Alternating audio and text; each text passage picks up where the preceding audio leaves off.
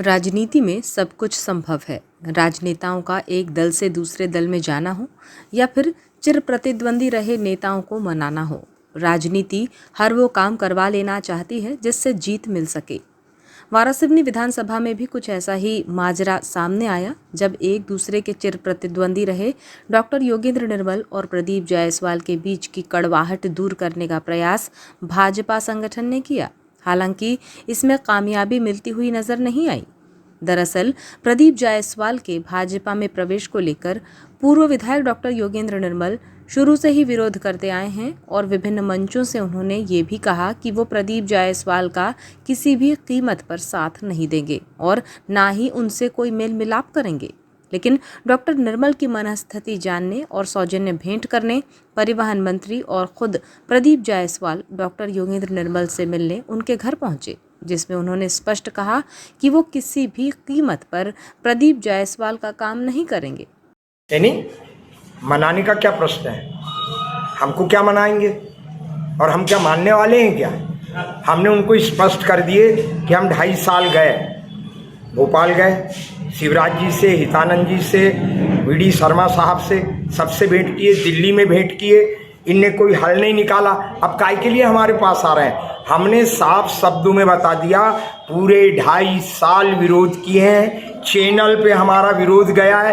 मैं अगर इनके साथ हमने मंच शेयर नहीं किया, कोई फोटो नहीं खिंचाई, और इसके बावजूद अगर हम जाएंगे तो हमारी पब्लिक और हमारा मतदाता हमको क्या कहेगा? हमारी भद्द पिट जाएगी। हमने कहा हमारी अस्मिता का सवाल खड़ा है। कोई प्रलोभन ने कहा पार्टी बहुत सोचती है। हमने कहा ना अब हमको विधायक बनना, ना हमको सांसद बनना, ना हमको कोई पार्टी का संगठन में पद चाहिए। हमको कोई खरीद नहीं सकता, ना ही हमको कोई पटा सकता। हमारा साफ हमने कहा, हम घर से जा नहीं रहे हैं, कहीं बाहर निकल नहीं रहे हैं, यही बहुत बड़ी बात है। लेकिन मेरा पूरा विरोध है, किसी भी कीमत में मैं प्रदीप जायसवाल का काम करने नहीं जाऊंगा। वन मंत्री जी ने कहा है कि आप मान गए हैं और मैदान में आकर आप भाजपा के लिए काम भी करेंगे। कौन से वन मंत्री ने बोला? बुलाओ ना उसको। कौन सा वन मंत्री है? उसको वनई में भेजेंगे।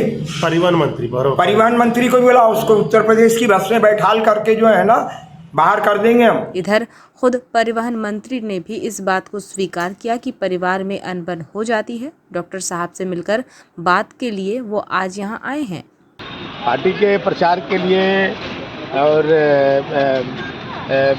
भाजपा को जिताने के लिए हम लोग उनसे अपील की। सर, बहुत दिनों से नाराजगी नजर आ रही थी पूर्व विधायक। नाराजगी स्वाभाविक है, जो आदमी बरसों से एक दूसरे के खिलाफ में चुनाव लड़ा हो और फिर उसी के प्रचार करना पड़े, तो एक बार होता है। कोई भी हम लोग परिवार में भी झगड़ा होता है तो थोड़ा बहुत नाराजगी होती है, तो गुस्सा हो जाते हैं थोड़ी देर के लिए।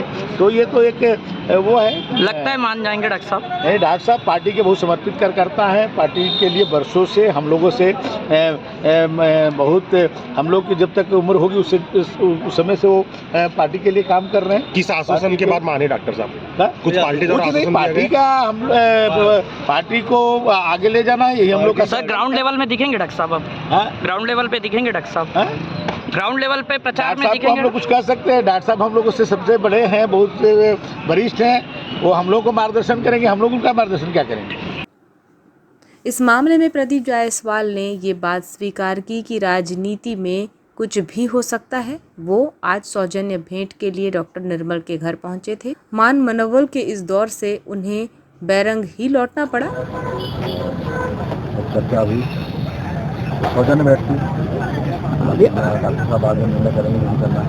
जैसे एक कार्य के लिए बोला गया आपके द्वारा, जैसे मंचों पे नहीं दिख पा रहे। नहीं, पहले तो मनोस्थिति की बात है। इसको यहाँ मनोस्थिति है और वरिष्ठ अधिकारियों को अवगत कराया जाएगा।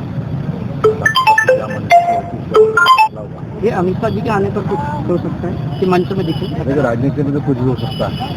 भगवान राम का राज्याभिषेक होने वाला था, आधे घंटे पहले 14 साल का वनवास हो गया, तो सोचा था कि राजनीति में तो कुछ भी हो सकता है। फिलहाल डॉक्टर निर्मल और गुड्डा जायसवाल के बीच विवाद का पटाक्षेप होता हुआ नजर नहीं आ रहा है।